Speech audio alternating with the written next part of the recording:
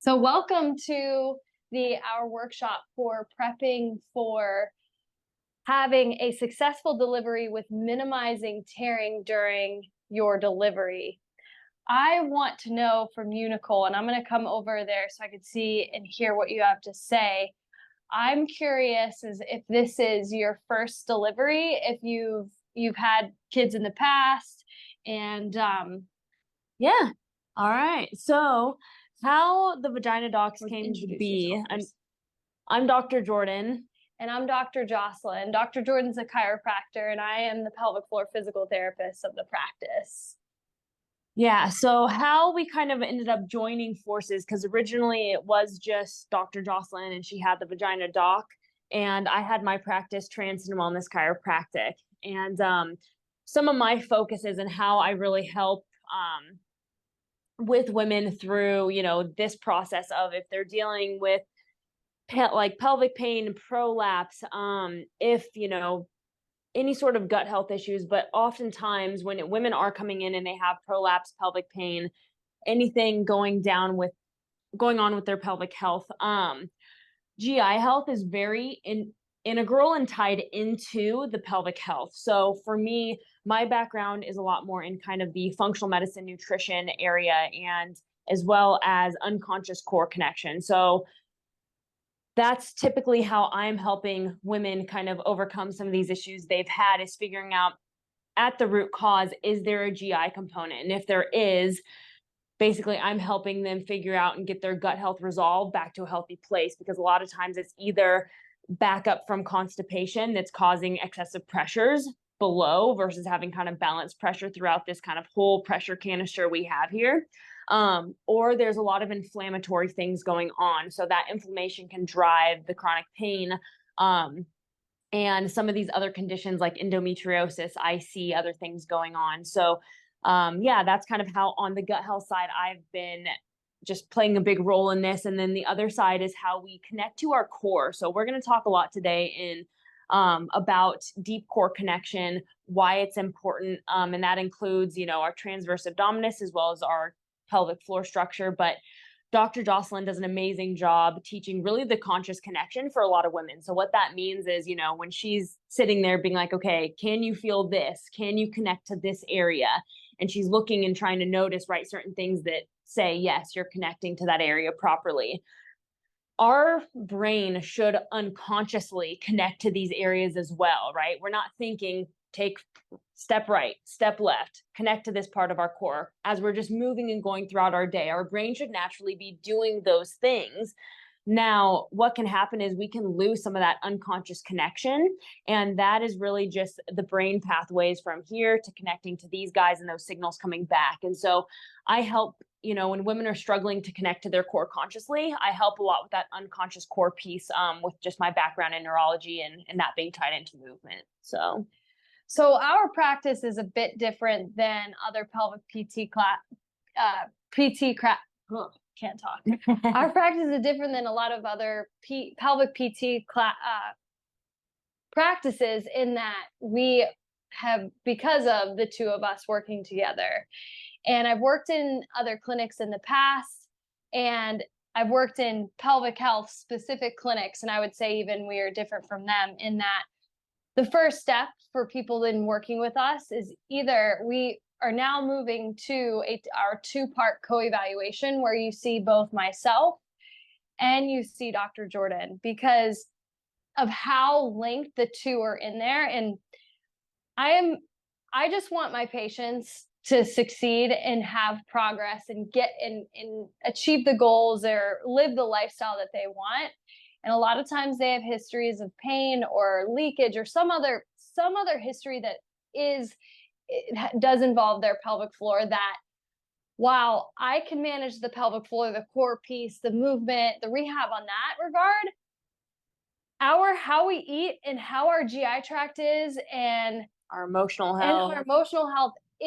Does play a huge role. And so whenever I've worked in other places in the past, that whether it be GI health and it beyond my scope, I would provide, basics, but whether it be GI, it was either GI health or emotional or trauma that impacted people's progress. And I tell people straight up, I'm like, what you see is what you get. I am black and white, meaning like, I'm not going to sugarcoat anything. And I say, look, you have all these problems, but they're not necessarily the driver. And so I started referring a lot of my patients to her, and my patients would get better, and not even just better, but like they felt better in areas that they would never even imagine. So for me, I was on at least, so I was for a good portion of my 20s, I was on 45 milligrams of Adderall daily. And then I bumped down, or I dropped down to 30. And then when I met her, I still had some lingering pelvic floor problems that weren't fully resolved with seeing my go-to pelvic floor physical therapist if I need care. And I had told her, I was like, look, I do the whole 30. Like I know I have a long history of GI problems because I literally would just throw away my food when my parents wouldn't be home. They both were working when I was in high school. I'd throw it away and I ate junk.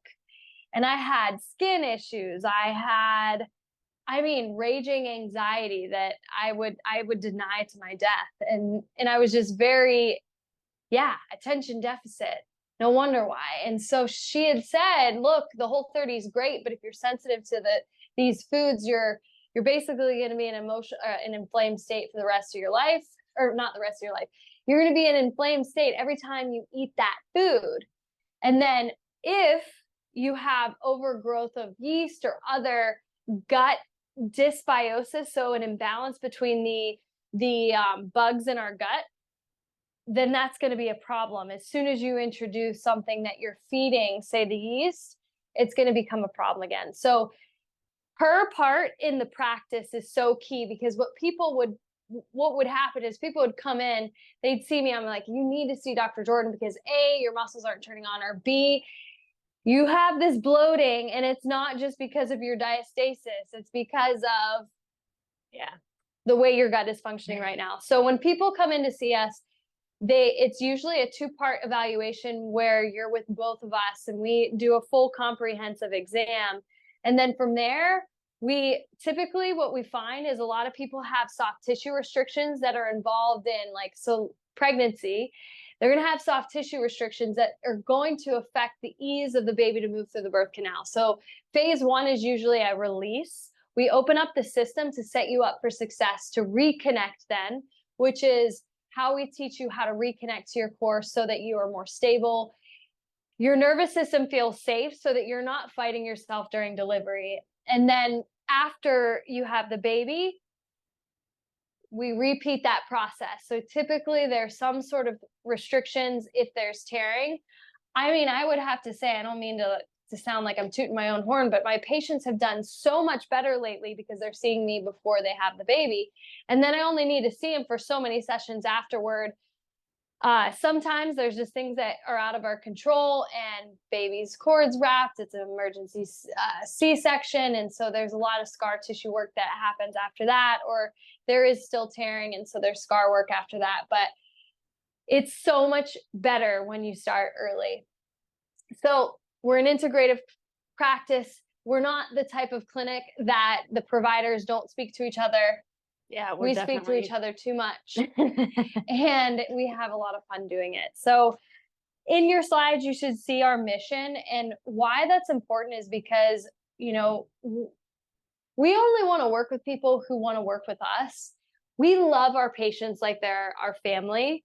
We want to empower everyone that works with us so that they really are the captain of the team. Sure, we're going to give you the answers, but ultimately we're only with our patients like 1 hour out of a whole entire week for the most part, and sometimes even less than that, because they only need to come in every other week for a set amount of time or monthly. And so we are the central to our goal is to provide you the education so that you feel empowered to be your own advocate in, when you're navigating the healthcare space, and whether it's with us or other providers. And we really want to teach you how to bring presence into your body so that you can detect things that are a little off, and manage that without always needing to rely on us. We're just your guides. So our core values, and this goes along with our mission, is being real. We're always going to be honest with you, whether or not we are a fit or not. We're going to tell you that. We are hungry for growth, both in our personal life and our professional life. We want to work with people who want to learn. If you don't want to learn, we're not the people for you, because we're teachers at heart. Yeah. And lastly, the word that we say over and over again is connection. Connection to self, connecting to other people, like our community, and connecting to your body in terms of core. So you're hardly ever going to hear us say brace. You may see engage.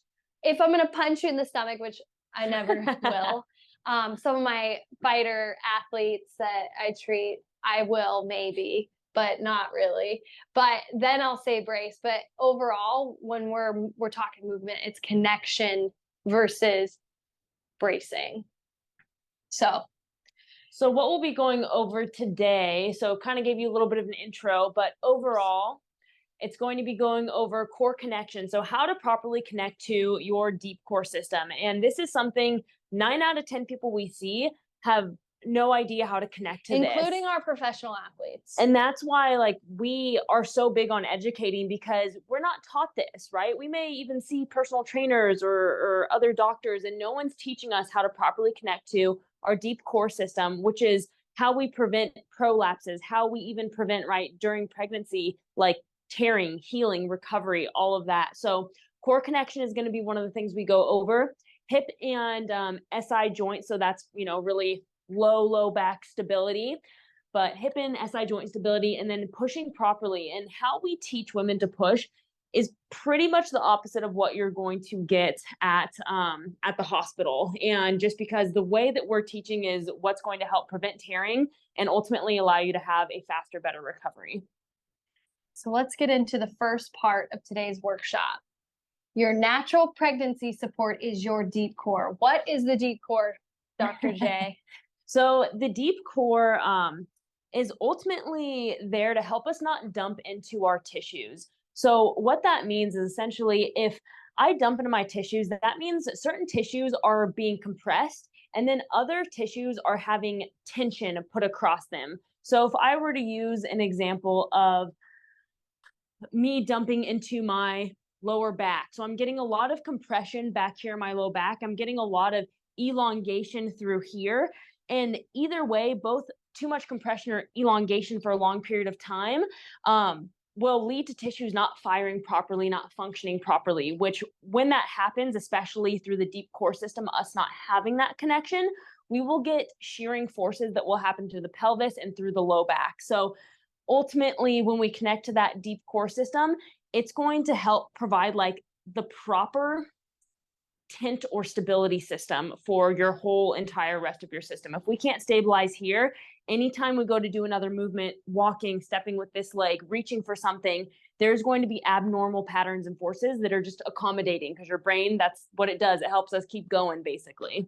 And why that's a problem is because often when we're pregnant, we're told that back pain is normal, or lightning crotch, or pubic bone or pubic symphysis dysfunction, or SPD, symphysis pubic dysfunction, is normal, and it's not normal.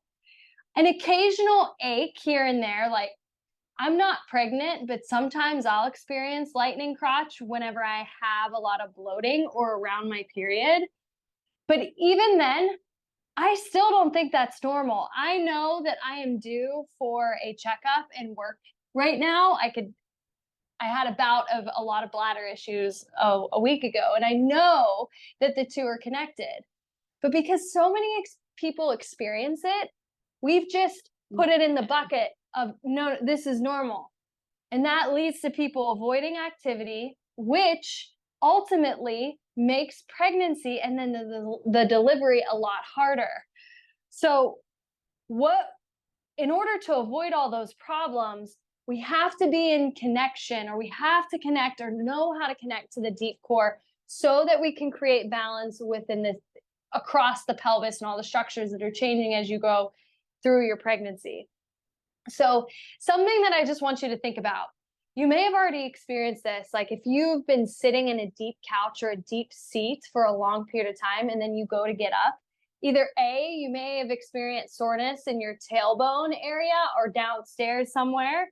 B, in a more severe case, some people can't even get up because over time their tissues have stretched passively. It's not permanently, but they've stretched to the point that when they get up, they're too stretched for them to actually get up. So it almost feels like they're crumbling.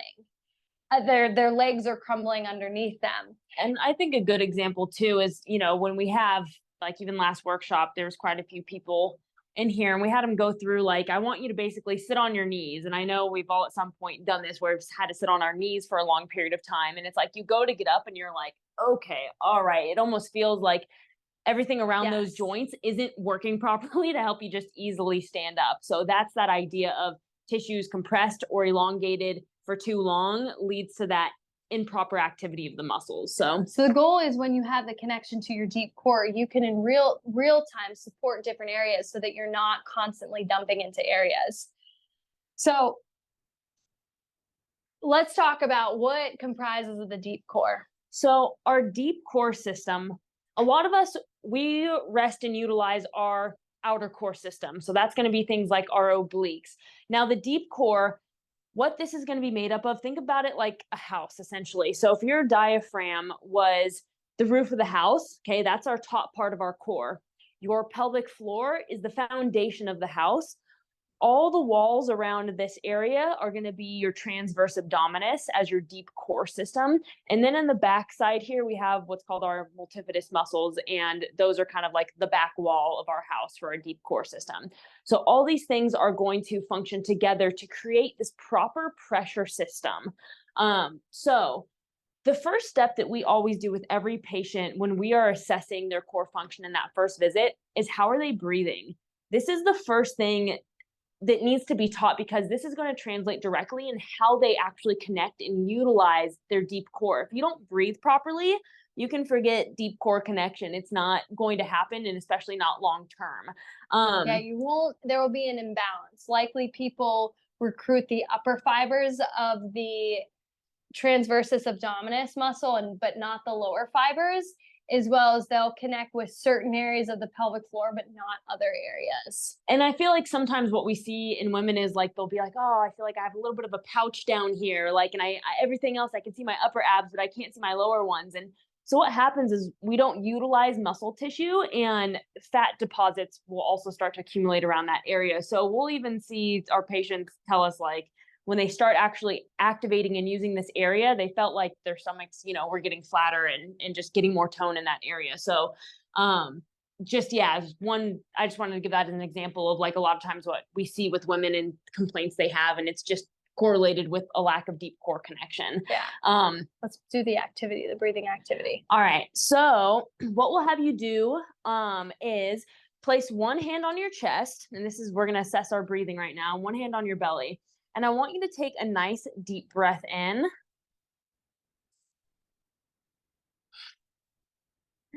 And I'm going to come over there in a second, and I want you to let me know where you felt a lot of movement in the upper hand, the lower hand, which way things were going. All right, Nicole, where did you feel a lot of movement? Which hand? I know it's the wrong answer, but the lower hand. Hey, there's no wrong answers here. There's only answers. Okay, so you felt movement in your lower hand. Okay. Did you feel that movement go out or in? Where did you feel it go? Out. Out. Okay. Not a bad start. Any movement in the upper hand? Yeah. Okay, so movement in the upper hand. What about through your rib cage? Could you feel your rib cage expand outward at all? We didn't go. Yeah, a little bit. Okay. All right. So we're going to go over right now just proper breathing, which it sounds like you're not too far off. So okay. So the next thing we'll have people do is to take their index finger and thumbs and wrap it around their ribs, so you could feel part of your ribs in the back and then part in the front. And then we'll have people breathe from there. And what we're looking for is that the ribs go out without any upward motions. And sometimes, like every time I do that and I do it in a deep breath, I will actually cramp through my intercostal muscles. I would say if that happens to you, don't be alarmed. It is something that is normal if that's new, if this is a new pattern. But if you watch Jordan here, she's just going out. Belly also fills, chest also fills. The key here is that the movement is initiated through the ribs outward, and then belly and chest follow. That is the key. That is the most important thing to know. And one of the things too is we want to make sure, even though we're filling in the chest, we're not getting a lot of vertical movement. So, and sometimes that's the hardest part for people, is they may be filling properly, but they're still getting a lot of movement up here, which just lets us know that they aren't getting that full tissue expansion through here. So this is something that right off the bat, we're having patients practice is breathing in these positions. And typically, right, for women who are getting ready to deliver, you might have them practice this breathing in their, yeah, in any potential positions that you may deliver in. These are training positions, because ultimately people don't have, at least the people that I'm seeing, they don't have the conditioning in their diaphragm to last hours potentially that people are in labor. And hopefully they're not at that end stage labor in that amount of time. But this isn't something that they're training through often. They're training other things, not just breathing, and breathing tends to be like the most important part, and how you're breathing affects oxygen delivery everywhere. So as you work on this, be sure to initiate motion laterally through your ribs, and then tune in to what's happening in your pelvic floor. What we also want to feel is that I'll cue my patients. I'll say, okay, I want you to breathe, do exactly what you just did, but now breathe into the pelvic floor. And that feels different. I know whenever I'm assessing people's pelvic floors directly, I'll feel a difference whenever I cue that versus just the breathing of the ribs and the abdomen and the chest filling with air. Next part of the deep core connection is the pelvic floor muscles. So your pelvic floor muscles are a group of muscles separated into 3 different layers. And within the pelvic floor muscles are nerves, vessels, lymphatic vessels, and all the muscles, particularly in layer 3. So 3 different layers, they go superficial. So whenever I'm doing a pelvic floor exam, I assess what layer 1 is probably about a half a knuckle internal from the vaginal canal or rectum, half a knuckle to 1 knuckle. Layer 2 is anywhere from that second half of the first knuckle to a little bit past. Layer 3 is anywhere past, usually about past my 1.5 or 2 knuckles deep. And layer 3, all the muscles either directly or indirectly attached to the tailbone, which on your slides you should be able to see, and then the front side of the underside of the pubic bone. Why this matters is because if there is not elasticity and if this tissue isn't healthy, you can experience bone injury during your delivery. So pulling a lot of tension through the pelvic floor can pull on the pubic bone. I've had patients get stress fractures that are really tricky to diagnose. A lot of orthos aren't really assessing this, and it's like a headache to get my patients to the right person. Now we got our people, but still, this shouldn't happen. Tailbone dislocations, tailbone fractures, and then, of course, injury to the muscles themselves, whether that's a strain, whether strain is any injury to muscle fibers versus sprain is injury to connective tissues and ligaments and tendons. Typically, there is a degree of sprain or stretching to the connective tissue, which is immersed within the pelvic floor muscles themselves. And then there's a degree of strain of the pelvic floor muscles. In healthy individuals, it's normal for the pelvic floor muscles, particularly a part where the baby is putting most pressure on, the head pressure through these muscles. It's 3 times their original length. And one key thing is the pudendal nerve is often part of that, which is the main nerve that supplies power to the rest of the muscles. So the key here is knowing that elasticity in these tissues is absolutely key for minimizing tearing.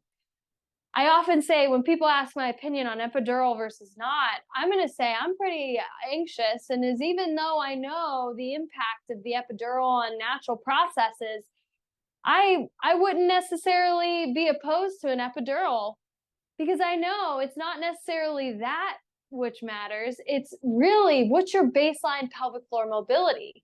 If you're stiff as a board, that's a problem. It's a problem whether you feel it or not. So it's really important to be assessed by someone that knows what they're doing to say, hey, you're ready to go, or we need to work on this, or you may experience quite a bit of injury to these muscles given the degree of stiffness. I want to point out that healthy tissue is always going to heal faster than unhealthy tissue. So whether someone, let's say someone who's super healthy, and I'm talking both physically, emotionally, all aspects of health, they have a 3rd or a 4th degree muscular tear, which is severe, over someone who is not as healthy, who has a 2nd degree tear. It's not uncommon for, even though the person that had the worst tear, they'll heal better than someone that didn't. So part of the exam is assessing the quality of your connection of your pelvic floor muscles, because that tells me a lot about the health there. So how you connect to your pelvic floor muscles, I want you to do this wherever you are right now, is I want you to imagine you had a bean sitting in the opening of your vaginal canal. Without tightening anything in your butt cheeks, without bracing your abs, and without breathing in, I want you to contract your muscles around this bean and lift the bean into the canal. Then let the bean return to the starting position. Where you should feel this is generally between your sit bones, maybe a little bit forward, closer to your bladder. Now I want you to imagine this, another bean was sitting in the opening of your anus. You're going to contract your muscles around your anus without your butt cheeks. Pull that bean into the canal, and then allow the bean to come back to the starting position. You're still going to feel this generally in the sit bone area, but it's definitely going to be more around your back door. Now I want you to take both beans, one vaginal canal, one in the anus, and simultaneously contract both and pull them into both canals. Try to soften your belly, see if you could still hang on to the beans.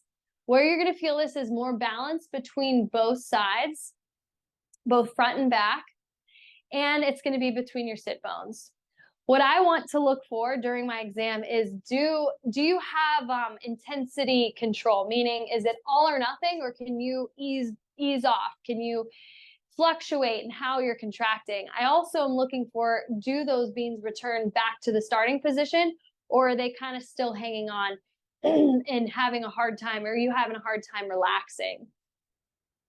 The other aspect that's really important for pregnancy, and it's particularly as it comes to the final stage, which is delivering the baby, is the opposite of contracting and shortening the muscles. It's actually elongating the muscles. Even though it pains me to say the word Kegel, these are known as reverse Kegels. Now, just like Kegels, there's many different types of Kegels.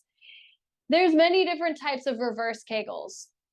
So generally speaking, we can utilize other areas of our body, like our diaphragm, our abdominal wall, and then directly the pelvic floor muscles to elongate. And some cues that I will have people try is, first, going back to how we taught you how to breathe is when you're breathing with your diaphragm, I want you to breathe into your pelvic floor. That can facilitate or help with relaxation. So breathing during your labor, breathing during pregnancy, breathing during all the stages of labor, and then final stage of labor when you're delivering the baby is really key.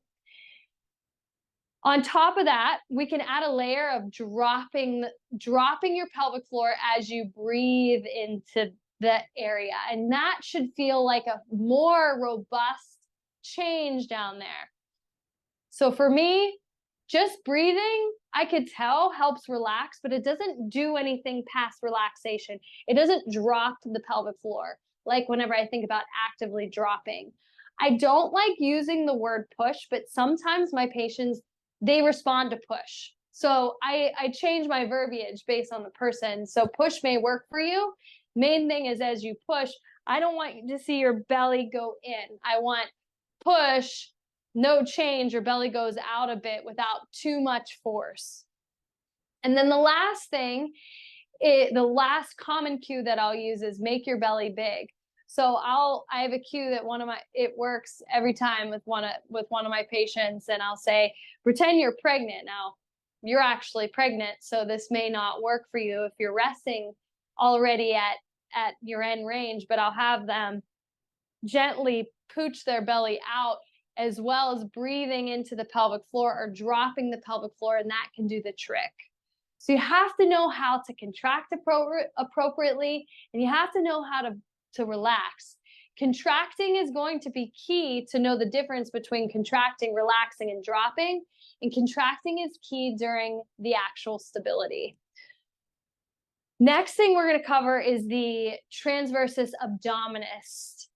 The transversus abdominis is the corset muscle of the deep core system. We have upper fibers and lower fibers, as we mentioned before. And these muscles are super thin. They are by no means our primary movers, but they are so key for proper GI function, as well as supporting of the spine and creating a foundation so the outer core muscles can really work well. The best way to demonstrate with the TA is an activity.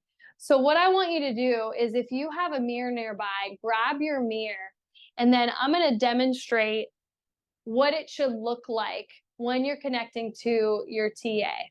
Now, before I do that, I just want to mention that this muscle group is best friends with your pelvic floor muscles. So there's no real separation of the two. When one fires, typically the other fires. Excuse me. However, there can be dominance of one over the other and portions of one over portions of the other. So it's really key that we train this and train awareness and train how you connect to what and when. So if you take a look at my belly button, I am in a fully relaxed position and I am super bloated right now. So hopefully this is easy to see. I'm going to give you a couple views. So what I tell my patients is, imagine you had a string connected to belly button and your spine, and you're gently going to pull your belly button in towards your spine. And then I have people hold 5, 4, 3, 2, 1, and then come back to the starting position. So from the side, I have them gently pull their belly button in, and it helps to exhale with it or not breathe versus inhaling and then returning back to the starting position. And where you want to feel this is right around your belly button. There's really a look to this. And sometimes this takes a whole session whenever I'm working with people. And other times people get it whenever I'm like, okay, that looked okay, but I need you to reduce your effort by 100%. And people are like, what? I'm like, you just tried way too hard. So really allow your belly button to float in and really tune into where you're feeling it. If you feel it just on the outside, it's your obliques. If you feel it just above, it's likely your upper fibers of your transversus abdominis, or TA, I like to call it. If you just feel it down here, it's probably too much of the pelvic floor and lower fibers. What we're looking for is a general balance. And sometimes there's just too much bloating in people's systems for them to connect easily, so their range of motion can be pretty limited. And other times it's just like their tissue is so stretched out that we need to even make it easier than that.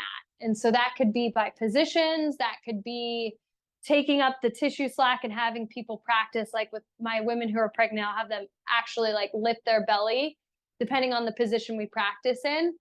I recommend you practicing this on your side. It's easy to really let your belly hang. And then it's really cool to see how much the belly button can move in.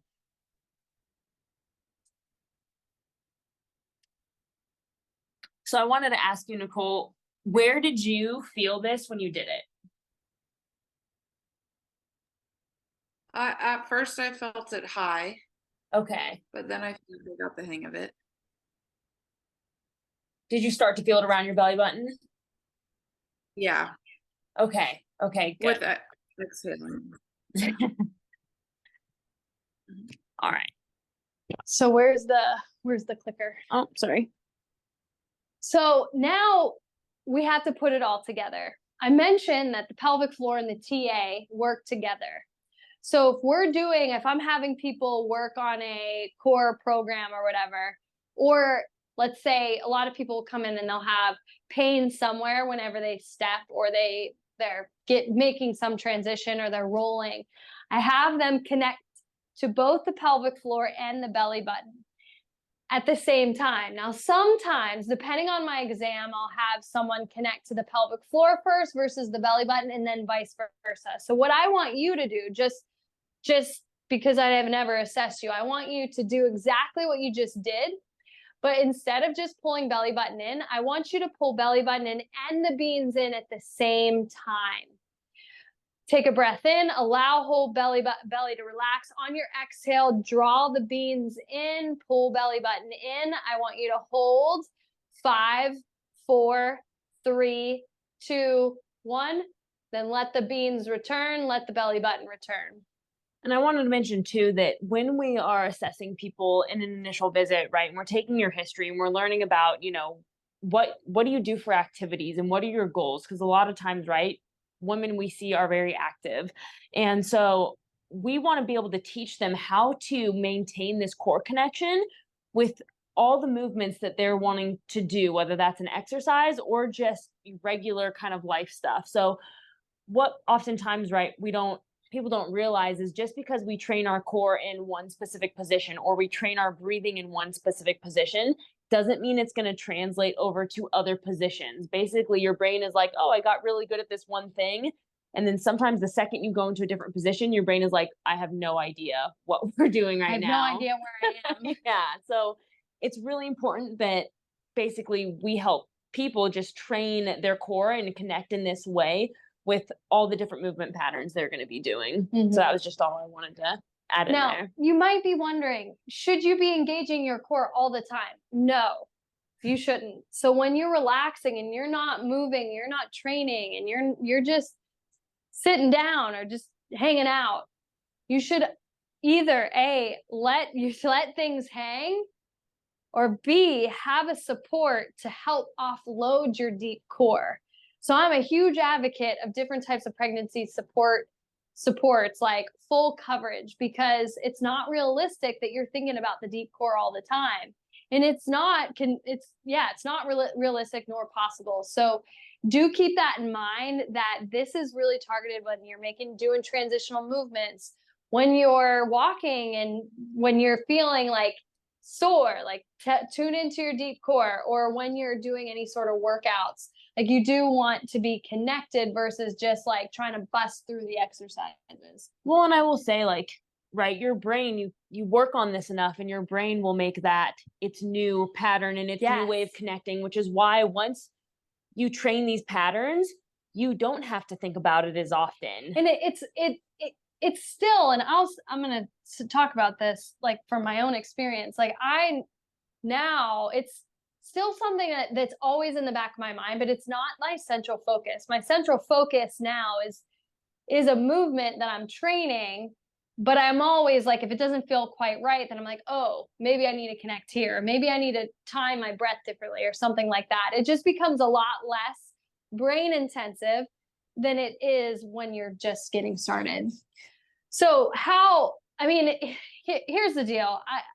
No matter what, people ask me questions. I'm like, I can't tell you until I assess you. Generally speaking, people fall into 3 camps. They need very little care after their exam. They may need a few sessions for a little bit of manual work and a little bit of retraining, and then they're good to go. Then you have the people that they're just like, I'm just like, oh my gosh, we need a lot here, and it'll save you afterwards. And then you have the people in the middle. But for me to help people, I have to do an exam. So one thing that we didn't mention by signing up the workshop, if you do want to work with us, your workshop ticket will be applied to, or we won't even charge for the workshop. We'll just apply it to your initial eval, or we'll just take it off the initial eval cost. We do have individual provider exams, either with myself or Dr. Jordan. I would say I'd recommend me if you wanted to do the individual provider route, but we do really recommend the co-evaluation given her specialty in just chiropractic, functional medicine, functional neurology, and my specialty in the pelvic health side of things. And the goal is always just to save people money, because Yeah. if they have, typically when they usually end up seeing you and then need to see me, and so then that's another $279. So yeah, that's kind of why we started doing the co-evaluation so often. All right, so getting into the second part of what we're going to be teaching you, which is the hip and SI joint stability. So why this matters, basically, our smaller muscles that are meant to help stabilize our hips, stabilize our SI joints, if we aren't connected and using those muscles, we will use bigger muscle groups to take over. And that will cause, again, shearing forces through the pelvis, through the hips, and cause things like pain through here, low back pain, hip pain, pubic symphysis pain. It can leakage, pelvic pressure. So overall, like, there's just usually more straining that's happening to the pelvic floor as well as the deep core when we aren't utilizing these kind of smaller stabilizing muscles. So one of the ways that we assess patients in that initial visit is we're looking at how they stabilize, not just statically, but in movement. So one of the things that I'm going to have Dr. Jocelyn come up and help with is so that you can see how kind of things that we're looking for when we do something like a single leg balance test, and noticing, are they stabilizing properly through their hips, or do we see already torsion or abnormal forces? So go ahead and you explain. I'll be the patient. Okay. Well, you do. Yeah. Well, I know the impairments I want to do. Okay. All right. So if I want to have Jocelyn, go ahead and balance on your right leg.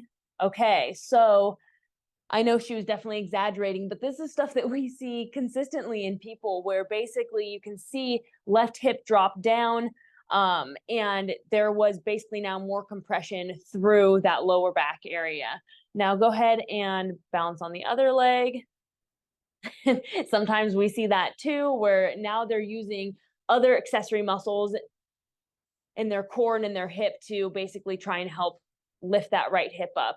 So the goal is, when people do translate, that we see stability through here. There's like pretty much no movement, no rotation. So this is a simple test that we can look to see what's going on. So I don't know if you can look in the mirror at all. I know this is one hard to do on your own. So typically when we have people in here and we're kind of pairing up to see how each other are moving. So why this matters is that if we just focus on, this is why like birth classes are not enough. They are absolutely required, but they're not teaching this stuff. If you have certain impairments, and I like the one where I drop like this, what that does is the side on my right side, my pelvic floor shortens on that side, whereas it elongates on this side. So let's say that's a repetitive pattern that's happening all the time. Muscular imbalances of the pelvic floor are going to reflect common impairments that are showing up in your everyday movement. And if we're just stretching you or giving you, this is why Kegels don't work, because this isn't how the pelvic floor functions. We have to look at people holistically and see what they're missing and address that. Now, it's great whenever we have fitness programs that are kind of all, like I have a pregnancy fitness program. It's three-dimensional, but it's still not targeted for whenever I see someone and they're consistently just dropping on one side. This is where her piece comes in. After I had a knee injury, no matter what I did, I couldn't correct this consciously. And so that's where my brain had adapted to the compensations that I had made from an injury. And while I seemed like it was super normal, and I'm like, I think I'm contracting, it doesn't feel like the same on the other side, I wasn't. So this is super important. So being that this is an example that we're having you try, I want you to just pay attention when you're balancing on one leg, where do you feel your muscles working? And a lot of times people feel their feet and their ankle, but what I want you to do is I want to make sure that your whole foot is on the ground, your toes are connected to the ground. I want you to engage your quad muscles or your front thigh muscles just gently to stabilize your knee and extension. A lot of times people with, I mean, this is doesn't have to be weak core, but they'll bend their knee here and like tuck their pelvis under. That's a problem. So straight knee. I want your glute on the side that you're balancing to be engaged so that you can feel, okay, quads are working, this is working, my feet are working. Now I want you to connect with the beans and connect with your belly button. That's going to be your spinal support. And that just turned in from dumping into my ankle or dumping into certain joints to being very stable through the whole chain of my leg. Being that we are walking all the time, this is important for walking. This is important for taking stairs, doing step ups, lunges, or anything like that. So if you found yourself off and you are training those movements, I'm not saying don't do those movements, but paying attention to quality is super, super important. And that's something that, you know, for a comfortable pregnancy, if that's not part of your awareness, it should be in order to just optimize your delivery. Okay. So what you can do now is you can first when we see people, they're like, what are my exercises or what can I do? I'm like, first you just need to observe and report. I want you to watch yourself or pay attention. You don't have to watch yourself every time. It is helpful sometimes, but observe to see what you notice in your body. Then you want to train for quality. A lot of times people are just like, get into the gym and get it done. There is time and a place for that, but I think, 40% of our workouts, 40 to 60% should be training and skill practice. So being present during the movements, especially when you're pregnant, and then learn how to move more optimally. And I can speak on this too, just when we don't have proper connection, we don't have proper movement quality, your brain's number one job is survival. At the end of the day, that's number one. And so because of that, if it is constantly having to compensate, that's a threat. If we can't stabilize properly, your brain is like, I'm threatened. I could potentially fall, hit my head. Let me basically decrease your mobility, decrease your speed, decrease your strength, your overall everything that's going to make you perform well as a human. Now, when we do stabilize properly, we do move properly, your brain has a lot less threat. So that's why people can run faster, throw harder, lift more. Basically, you can get more out of the workouts and stuff you're trying to do by having just these foundational skills, which is why I think, you really do get more out of it in the end too. Mm-hmm. So, sorry. And the threat part is important to acknowledge, because that when you are moving in such a way that you're not balanced or those muscles aren't activating at the appropriate time, you're going into the delivery already in a fight or flight state. So if your pelvic alignment is off, that cues your brain to protect. So we want to facilitate safety or teach the brain we're safe by providing exercises that I say, I call them prenatals. You take prenatal vitamins, but I argue that prenatal movement exercises are just as important. And so by signing up for the workshop, you'll automatically get these prenatals, or an example of a prenatal program that I have my patients do. And you'll see that there's double leg prenatals and single leg prenatals, because we're not just double leg humans. We walk, we do a bunch of movements where we're on one leg, or we're transitioning from one leg to the other. If you find that you can't do these exercises and feel them the way that I demo them in the videos and talk about in the videos, or you have pain, that indicates there's probably some imbalances where you're getting some shear. So that would be an indicator, okay, these should be safe, these should be good to do. If you have pain, that's a problem that indicates that there's things for us to address. So you'll get those exercises after the workshop within the next 24 hours sent to your email. So in addition, so people are like, well, what should I do during my pregnancy? So number one, my patients are always doing their prenatals, or they need to be doing their prenatals. But then they're like, what should I do for a workout? We get a plethora of different people of all activity levels, people that don't care to exercise, and the people who are that exercises that either their job or their life. And so I have, over the last several years, put together a core program of 5 core workouts that are basically 3-dimensional. When you do those workouts, you're not going to even really realize that they're core training, but the intention of each workout is that you're connected to your core and you're training your core. So even though you'll see squats and such and so on with that, it's 3-dimensional prep, body prep for your pregnancy. Pregnancy is not a time to be doing toes to bar, which CrossFit athletes will do, muscle ups, sit-ups, push-ups without an elevation at a certain point. And so you won't see movements like that. However, these workouts are not designed to take away from other workouts that you are doing.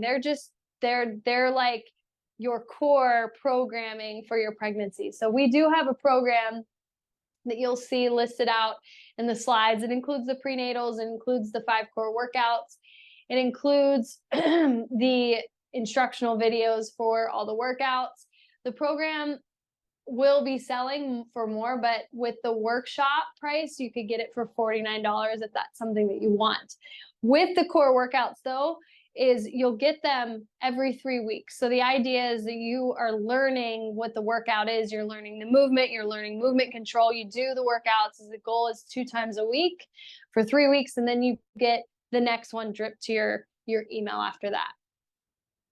Next. The final thing that we want to cover in this workshop is pushing. So I want to just say right at the outset that the work comes in before the delivery date. The more work you put in going into it, and this isn't a hard and fast rule, but the more soft tissue work you get, getting your pelvic floor prepped, this area opened up down low, the less work you have to do during delivery. And my midwife friends, my birthing team friends will all agree to that. The individuals that they see, that they've seen, chiropractors, pelvic floor physical therapists prior to the delivery, they just do way better, and it makes sense.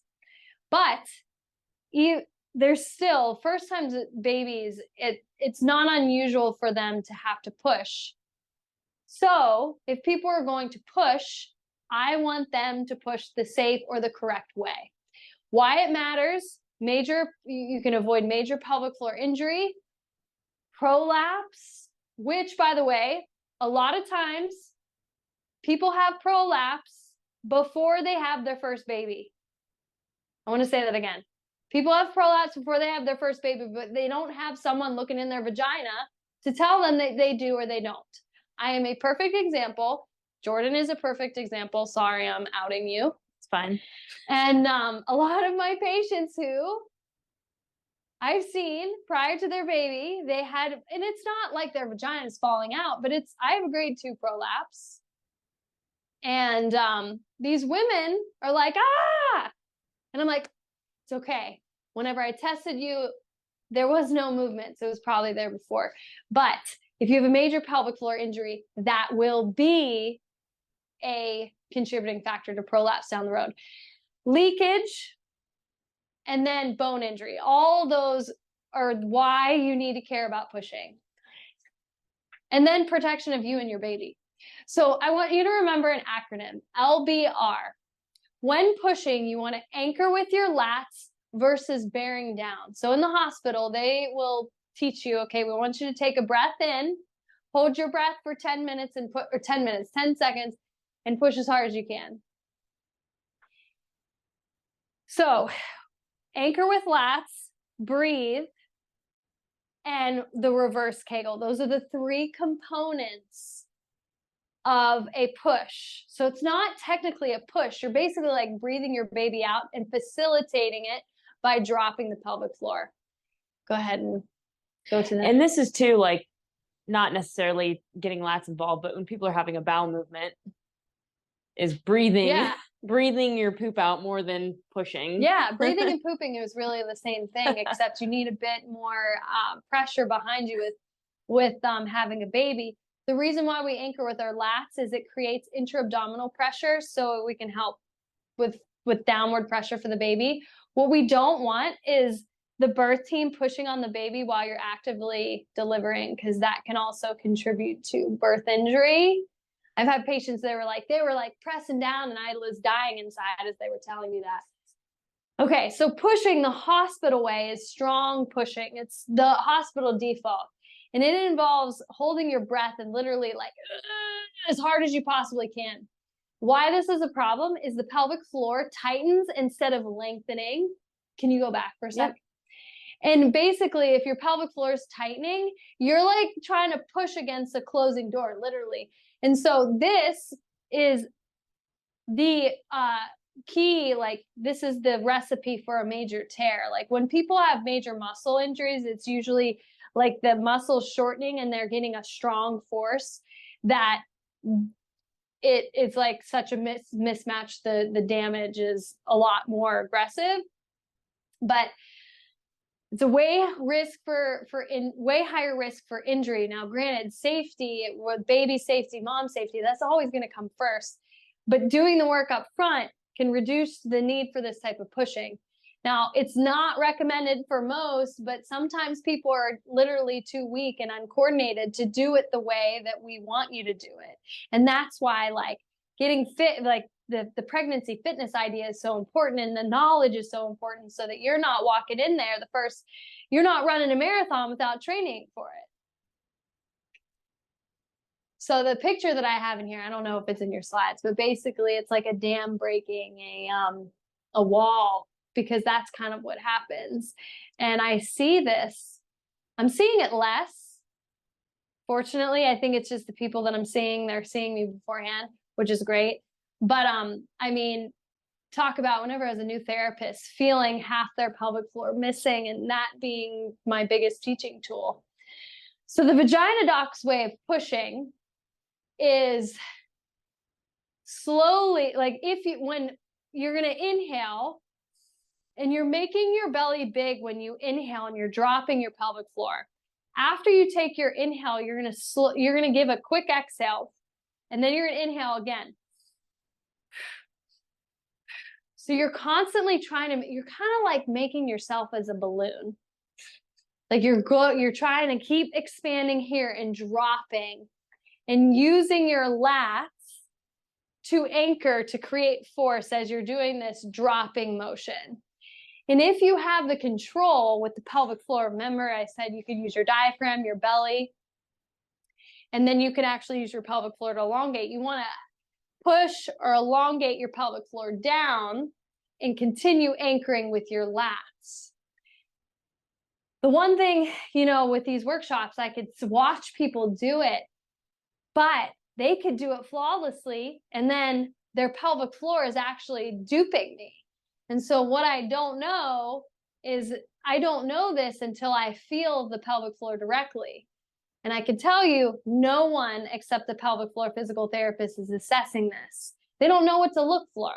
They don't know what to look for. Isn't it crazy that OBs are apparently the birth experts, but they actually are not. They don't know birth like midwives. They know, C-sections. They know what to do when things go wrong, but they don't know anything about the pelvic floor. Very little. Very, very little. And I think relying on their assessment is a mistake because they don't even know how to do a Kegel themselves.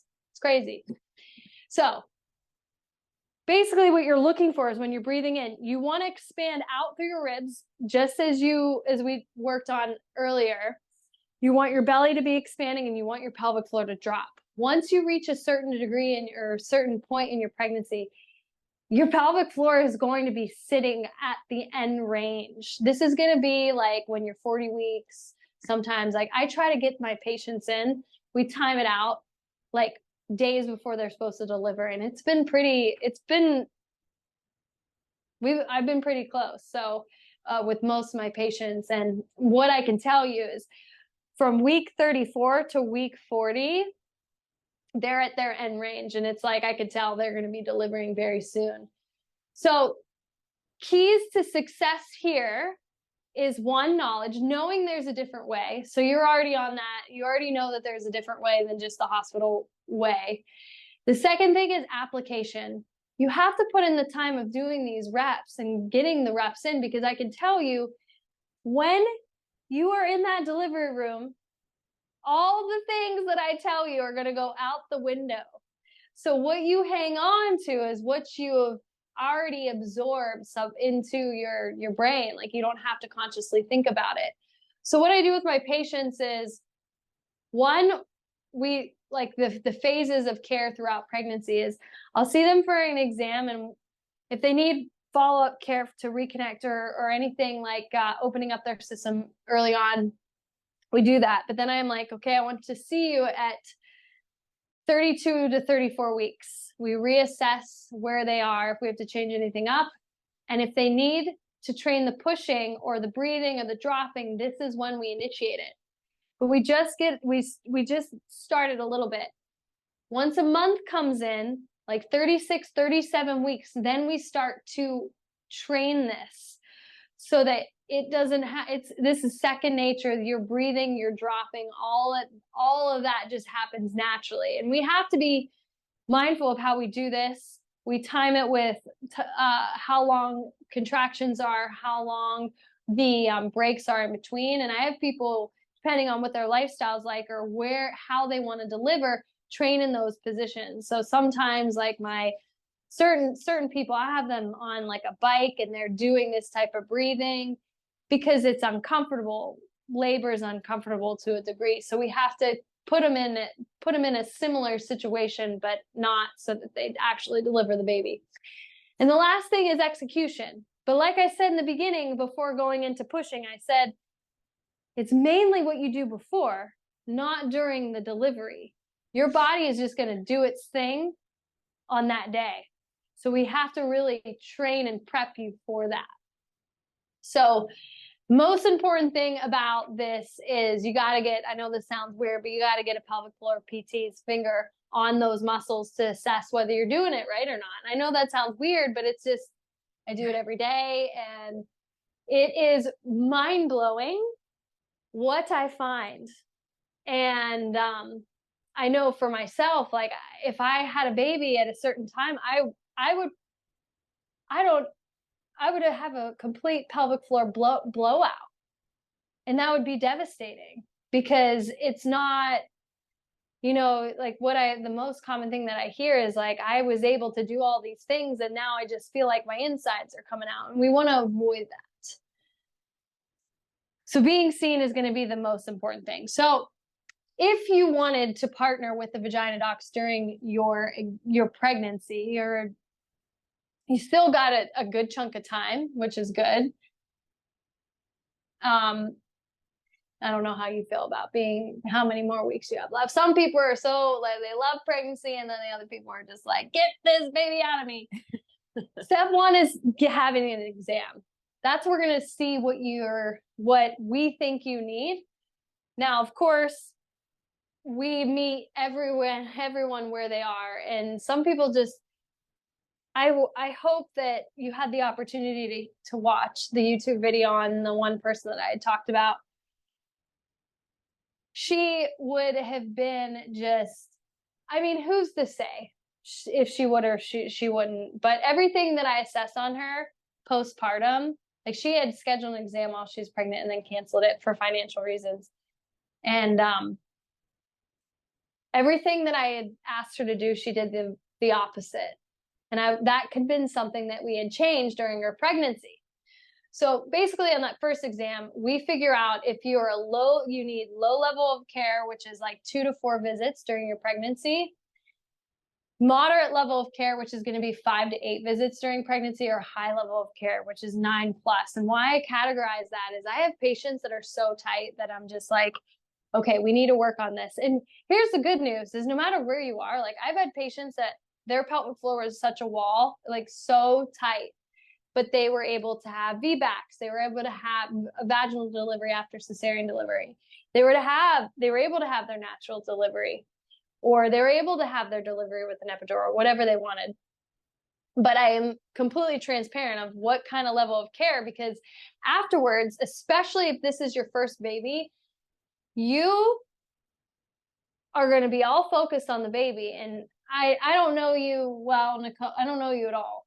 But what I do know is all the patients that I've seen who they were like, they thought they had it down, and then the baby came and they're like, I don't know what I'm doing in any areas of my life. So the last thing that you're going to want to be thinking about is your own rehab. As much as it's important that you're only going to give me a little bit of time of your time after the baby. I want to get you so prepped and so ready for like learning how to connect that we don't need a lot of care afterwards. So we want to do it now versus after, because it's going to be a major change in your life. And normally too, when people work with us, you know, and after that initial visit, it can be single sessions, but a lot of people, you know, we offer packages just to help bring down the price of visits. But usually for pregnant women, right, they're using a certain amount just before, and then we're saving some for after, so they can make sure they get that care afterwards. So our typical process we mentioned is release. So open up the tissues that may be a problem. Usually there's going to be some pelvic floor work, and then around the round ligament and the structures in the front and the back of the pelvis. And that can be internal work or external work. It's usually a mix of both, actually. Usually a mix of both for sure. Then we reconnect. So during pregnancy, it involves, you know, knowing how to connect to your deep core, as well as learning how to drop your pelvic floor or push. And then the third part is labor and delivery prep. So they'll see us for the eval, maybe 1 or 2 follow-ups, and then they follow up somewhere around 32 to 34 weeks. And then usually a month later, and we try to get people in right before their delivery, depending on the person. Some people I don't need to do this with, but typically for first-time moms, got to open up that perineal tissue right before the delivery, so your tissue's prepped. And then we switch programming at that around the 32, 34, 36 week mark, depending on your experience. And that's pretty much our process. And I know today, like with